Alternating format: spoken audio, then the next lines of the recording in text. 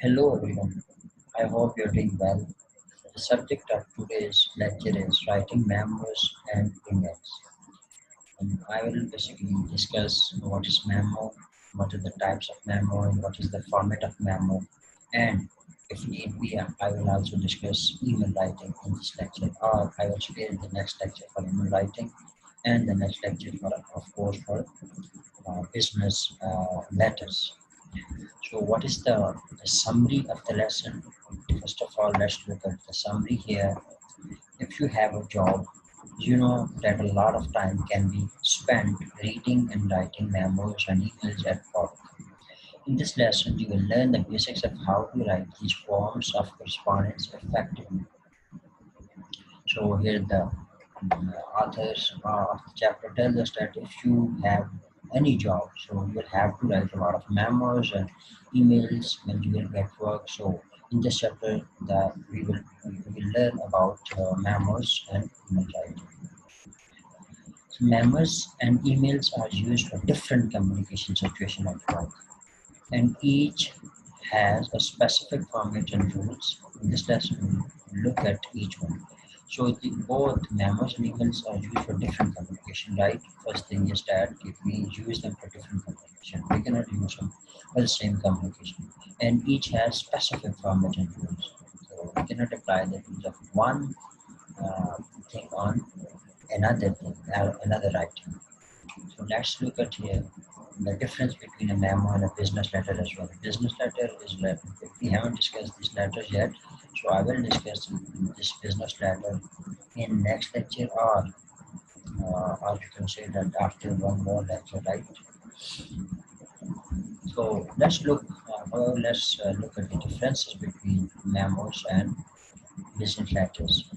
Memos are written to people inside the company. First thing, this is such a document. This is a kind of a very short document which is written to someone inside your company or inside your institution. Whereas business letters are written to people who work outside your company or in another department, right? So this is the quality of business letter, that we write it for the person to show it to the person or for the person who is working outside our company or our department. One difference, and the next one is memos are initiated by the sender. So it is the sender who initiates and writes the memo. Uh, who initial the memo. Memos are initialed by the sender, right?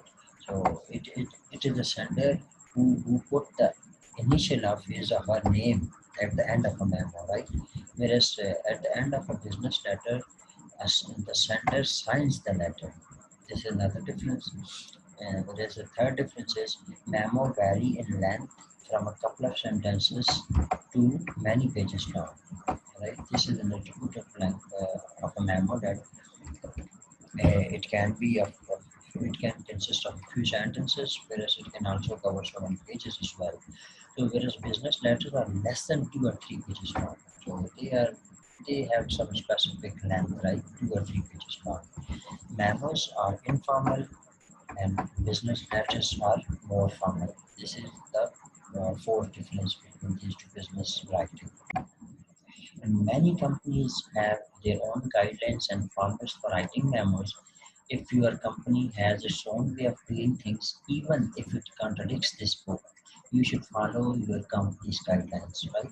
So companies have different formats for memo writing. So you should follow the rules which your company prescribes, right? If your company does not suggest or prescribe any rules, so you can follow the rules which have been given below, right? Memos generally have 6 parts. First one is two part. Two part tells us that who the memo is addressed to, that to whom you are writing this memo. So you will put the name over here. You might address a memo to one person, right? You can write a memo to a single person or one person, or to an entire distribution list, so, or you can say an entire distribution list as well. So when you are addressing a specific person in a memo, use the person's full name and title, right? If you are using single person, if you're writing this memo to a single person, use the full name and title as well. And the second part in the memo is from. So here you, in this part, you give your name, or you can say the name of the author of the memo. So this line could include several people or use your department's name as well. So if you are writing, right, you can put your name there. If you're writing on behalf of your department, so you can put your department's name here. For example, if I'm working in Department of English and I'm writing in inside my company or inside my institution in degree project, I will use this I can use the name of the department here, right? So whereas if I'm writing this memo on my behalf, right? So I will use my name here from, and if I'm writing to a teacher, to my colleague, to my boss inside the company, in the college, so I will use the boss name here. And in the third part of the memo, you have date, right? Here in the date, you tell that date that the memo was written. So here you put the date. Use the most recent date if the memo was written over a period of time. So if you think that memo took a lot of time in writing, right? So for example, if it took a week or month, right, 2 or 3 weeks, and quite a few days, so you can put the date, put the most recent date, right? The most updated days. So next part is fourth part is subject part. You can say re here does mean here you you you give the subject and you can give the topic of the memo, right? Try to be specific here in this section for subject. CC, as you can say, in business letters, sometimes this is used to list the names of people who should receive the memo but are not named as recipients of the memo. So you can use here in this section you can use the list of the people who should also receive your document here, but they are not the primary recipients of your memo, right? So here we have discussed the sixth part two where in this two part here we will mention the name of the person and the company we are writing our memo to or addressing our memo to. In second part we will put our own name or the name of the author. In the third one we will put date. Here in the fourth one subject read, that is regarding we will tell the topic of the memo. In the sixth part we will give the extra list of the recipients of the memo. Memos can be printed on plain white paper, on a specific memo form, or on official letterhead. Some memos are even handwritten on a memo pad. Here are three common memo formats, right? So it can be written on formal, that is plain white paper, right? Or a specific memo form as well. You can also find this form in your MS Word, right? If you want to, if you're using MS 2013, MS Word 2013, or maybe 2010 and 2016, etc. So in those software you find the format for different business writing situations. So Memo is also one of the formats you may find this format in those MS Words. So here are the samples or the formats. In one format, you write this way. That is, at the top, you will write to, then from, then date, then subject. Whereas in the second format, you will put date at the top, then subject, then to, then from. And in the third format, you will write this way. That is, subject on the left side, then on the right side, date, then to, then from here. So this is another format. So now let's look at some examples of memos. First of all, here is one example that is, and we follow the first format that is two at the top, then from, then date and something. So here in the two section of the first part of memo, we wrote this maternity ward nurses. So two tells who the memo is addressed to. So here we are addressing this memo to this maternity ward nurses, right? So they so we are addressing our memos to these these persons, right? Nurses in the maternity ward. And in the second part, that is from, we are mentioning, uh, we are telling that who is the author of the memo, right? And who is the memo from? Here, the author is John Smith. John Smith is who is John Smith? Director, Hospital Management, right? So, John Smith is writing who is Director, Hospital Management. And this is date and the date of the memo, and this is subject. That is subject. What is the subject, right? What is the topic of the memo? What is the memos regarding this thing? That is new car seat laws. So this fourth part tells the topic of the memo. Whereas in this part, this is known as body, right? So here we tell the details. So as we have already discussed uh, about that. Memo can consist of a couple of sentences, and it can also uh, cover so many pages, right? But here we have a very short memo. Usually, memo is a very short document, right? And here we are writing something regarding new car seat laws. So, memo depends upon the details which you have at your disposal. So, here we have only a little detail, right? So, it demands 2 or 3 sentences to complete a memo. So, what is this about? Please be aware that beginning on September 1, 2001, Maryland will begin enforcing new car seat requirement for infants. So, it tells that on September 1, 2001, Maryland, that is the name of the maybe city, right?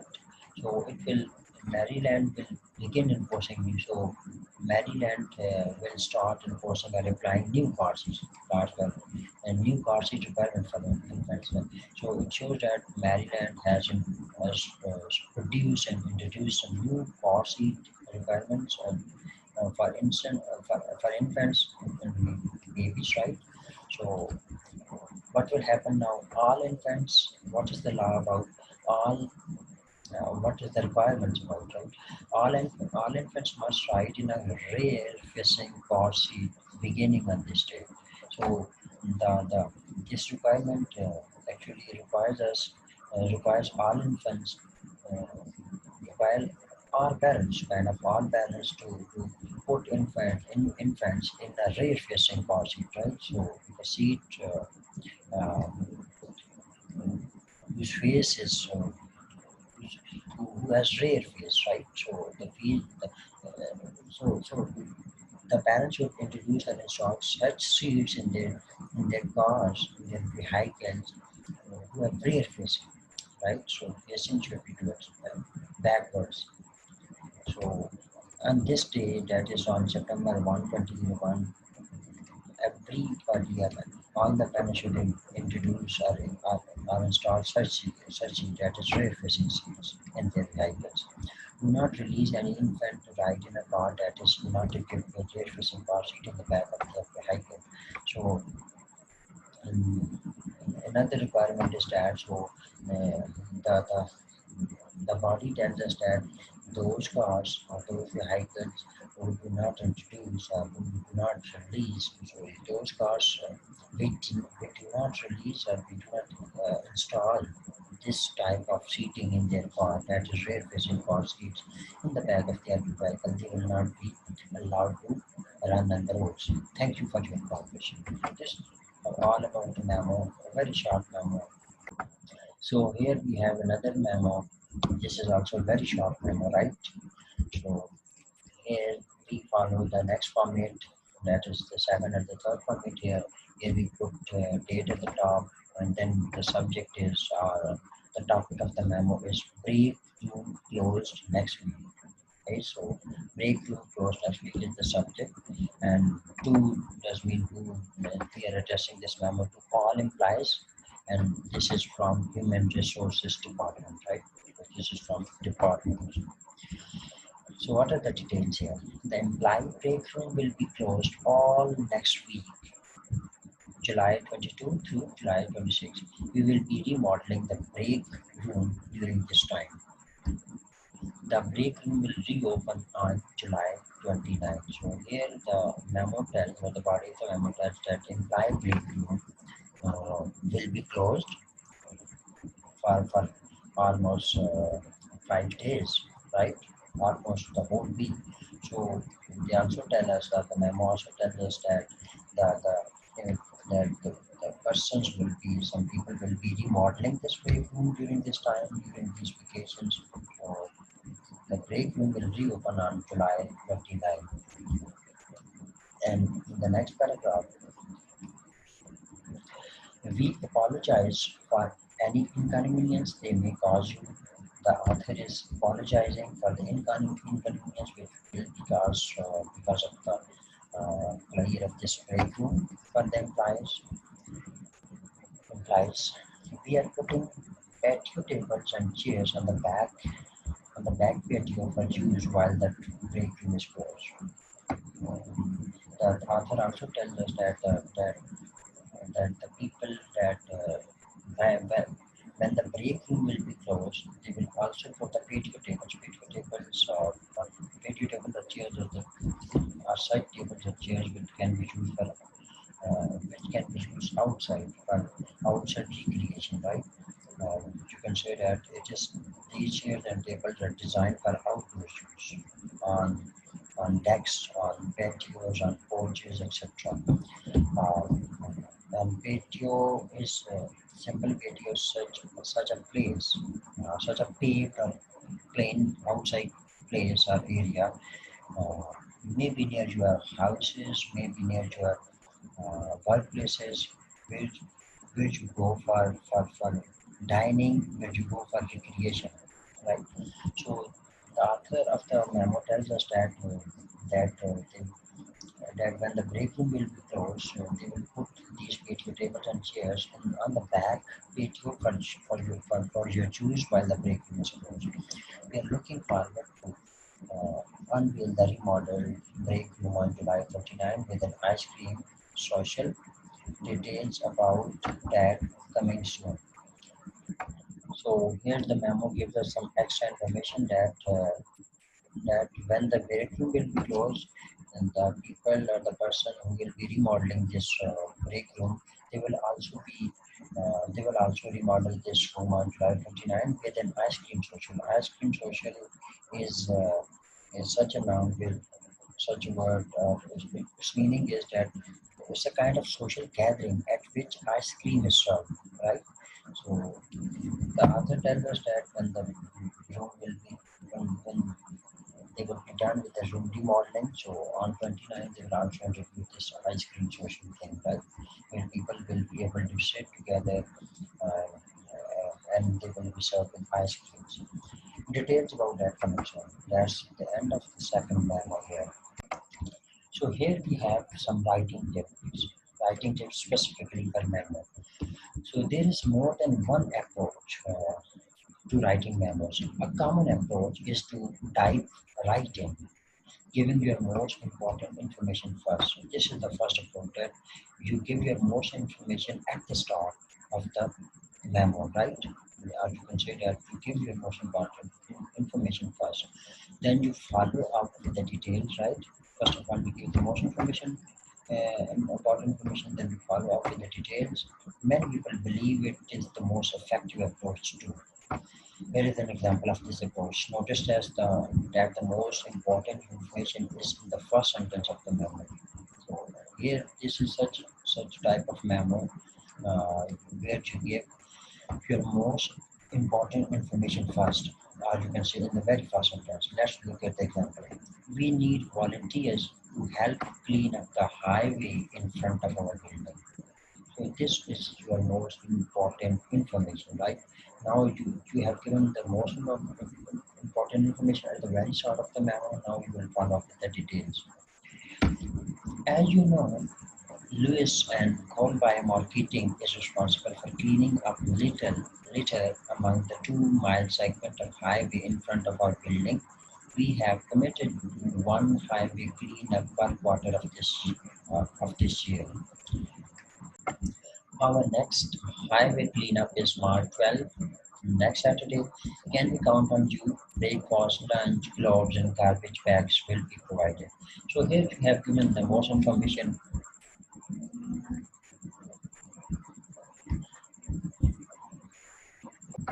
So overall, you have given your most information at the start, then you followed up with the story that you told. The memo tells us that the purpose of the memo or the purpose of this whole information is that the company needs some volunteers who can help clean up the highway in front of the building. This is the purpose of the memo of the body. So the purpose is to just clean up the highway. Now, uh, the details that the creation called by marketing is responsible for cleaning up litter. Litter is trash, which is there on the highway along the 2 mile segment of highway in front of the building. So here the writer tells that we are responsible for cleaning the trash, for cleaning all that junk which is there on the highway in front of the building. So the writer also said that we are committed to one highway cleanup per quarter this year. So the writer said that they are committed to clean almost one per quarter of this year, per quarter of that highway this year. And our next highway cleanup is March 12. So the writer also gives the detail of the next highway cleanup, right? The next plan as well. And the writer also tells that can we count on you? Where the writer asks the willingness of the reader, right, or of the addressees of this memo. And writer tells that breakfast, lunch, clothes, and garbage bag will be provided, and it is the company which will provide all this stuff as well. But here we have another approach. Another approach is to lead up the most important information. In this approach, you do not give your most important information at the very start of the memo. Rather, you lead up to the most important information. It is most almost the last sentence in this version of the memo, and to grab the reader's attention faster. Here is an example. So in this process or in this approach, you just follow up, you just lead up to the most information, important information, or you put up, or you give your most important information at the last of the memo, right? And you just first of all you try to grab the attention of the reader, then you give the most important information. So look at the example. Here the most important information is kept to the is kept or is spared for the last portion of the memo. Can we count on you to help save the environment and beautify the grounds outside our building? So here we do not get the most important information, right?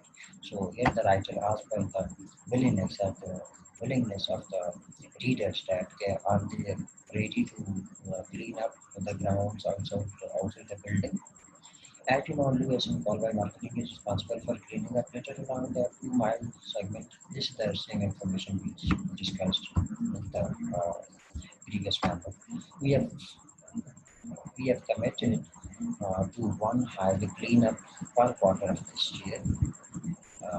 So here again, the writer is not giving the most important information, rather telling the story that they are committed to clean this per quarter of this year, per quarter of highway this year. And the writer here gives the next target at our next highway cleanup is on March 12. Writer gives the date for the next cleanup as well.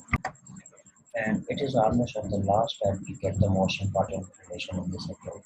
We need volunteers to help clean up the highway in front of our building. Breakfast, lunch, clouds, and garbage bags will be provided. So this is the most important information that we get here at the last, whereas in the previous memo we got this information at the start. So today we discuss this memo writing and the formation, the styles of the memo writing, and also the examples. Now you must be in a position to write a memo on your own, right? You can discuss any problem. You can write a memo on a common room in your college. You can write a memo on the use of playground in your college. You can write a memo on the use of separate playground for women in your college as well. So you can you can write a memo on an issue of clean water in your college. Right. So if you are working in any hospital or in any other company, you can use memo and you can highlight the issues there inside the company. So keep in mind that you will write this memo inside your company, not to anyone outside your company or institution. Thank you very much for listening. I hope got some idea regarding the memo thing. Thank you very much.